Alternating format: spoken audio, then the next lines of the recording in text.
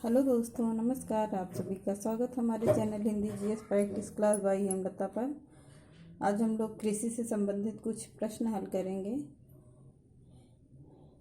पहला प्रश्न देखते हैं। जायद मौसम में उगाई जाने वाली फसल है, क्या है? तरबूज होगा। पहला प्रश्न है।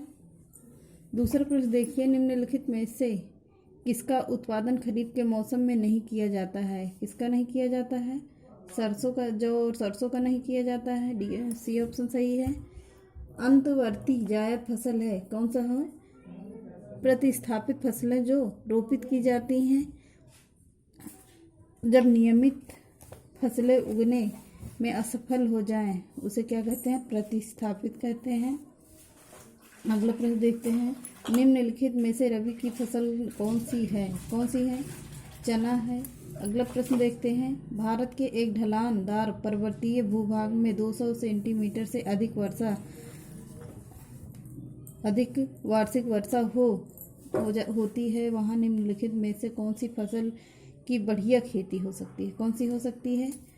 चाय की खेती हो सकती है। निम्नलिखित में से कौन सी फसल रबी की फसल नहीं है? कौन सी नहीं है? जूट नहीं है। अगला प्रश्न देखते हैं। भारत में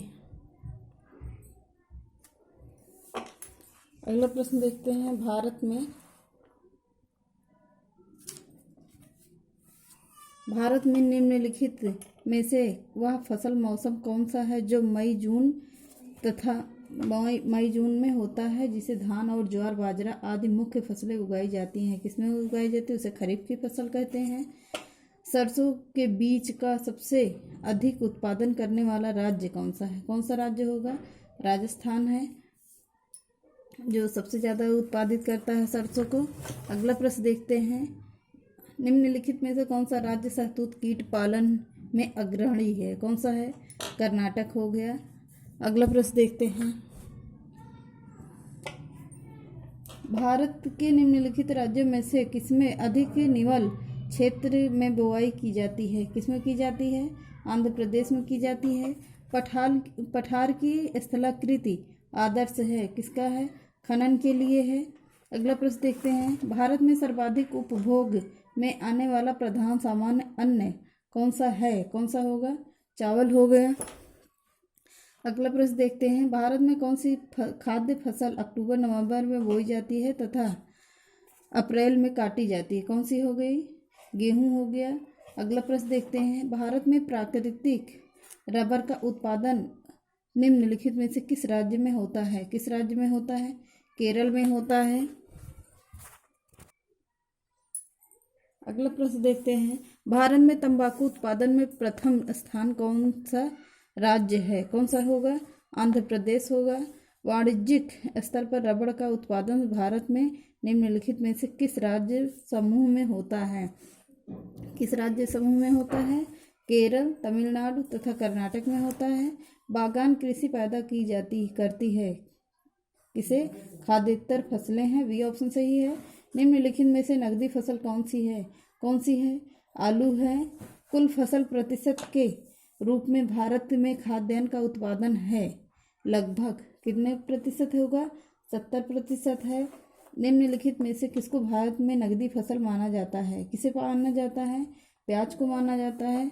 अगला प्रश्न देखते हैं। भारत में गेहूं का सबसे अधिक उत्पादन करने वाला राज्य कौन सा है? कौन सा है? उत्तर प्रदेश है। अगला प्रश्न देखते हैं। सबसे तेजी से बढ़ने वाला पौधा कौन सा है? कौन सा होगा? जिसे पर्यावरण का आतंकवादी कहा जाता है? किसे कहा जाता है? यूकेलिप्टस को कहा जाता है। तारपीन का तेल कहाँ से मिलता है? चीड़ का पेड़ से मिलता है। जूट उत्पादन में सबसे प्रचुर प्रदेश कौन सा है? कौन सा होगा? पश्चिम बंगाल है। अगला प्रश्न देखते हैं। निम्नलिखित में से वह मसाला पदार्थ कौन सा है जो जड़ों से प्राप्त होता है? कौन सा होता है? इनमें से कोई नहीं है। न दालचीनी होगा, न लौंग होगा। ये सब फल हैं, फूल में खिलते हैं। हल्दी जड़ है। इसमें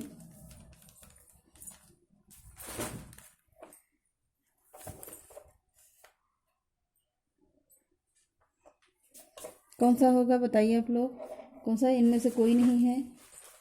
हल्दी तना हो गई, जड़ नहीं है।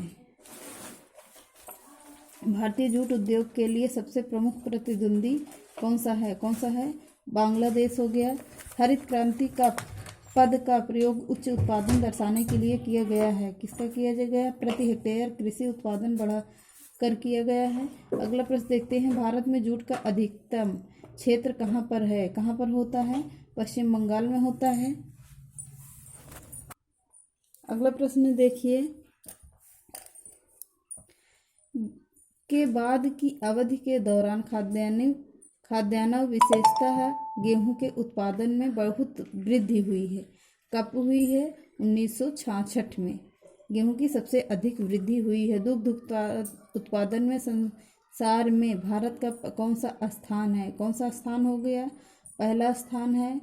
सबसे ज़्यादा हरियाणा में अपने यहाँ दूध होता है। अगला प्रश्न देखिए, निम्नलिखित में से कौन सा घटक हरित क्रांति लाने वाला कृषि नीति का अंग नहीं है? कौन सा नहीं है? कौन सा नहीं होगा? गारंटित अधिकतम दाम नहीं है। भारत में हरित क्रांति का एक नाम और है, क्या है?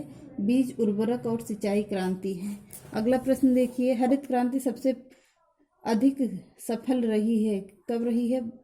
पंजाब, हरियाणा और उत्तर प्रदेश में रही है। अगला प्रश्न देखते हैं, HYV कार्यक्रम को भारत में भी कहा जाता है, क्या कहा जाता है? नव कृषि नीति कहा जाता है। अगला प्रश्न देखते हैं, भारत में हरित क्रांति के अंतर्गत विकसित बीज वाली फसलों की उच्च पैदावार वाली किस्मों का चयन कीजिए। कौन सा होगा? चावल, गेहूं, ज्वार, बाजरा और मक्का, ये हैं। अगला प्रश्न देखते हैं, भारत के किस राज्य को चीनी का कटोरा कहा जाता है? शुगर बाउल का किसे कहा जाता है? उत्तर प्रदेश को कहा जाता है। हरित क्रांति का संबंध किस फसल से है? किस फसल से है? गेहूं से है। अगला प्रश्न देखते हैं, भारत में किस राज्य को धान का कटोरा कहा जाता है? किसे कहा जाता है? आंध्र प्रदेश को कहा जाता है। अगला प्रश्न देखते हैं, हरित क्रांति का मुख्य उद्देश्य निम्नलिखित में से किसका उत्पादन करता है? किसका करता है? खाद्यान्नों का करता है। अगला प्रश्न देखते हैं, चीनी का प्रमुख उत्पादक कौन सा है? कौन सा है? भारत का है। अगला प्रश्न देखते हैं,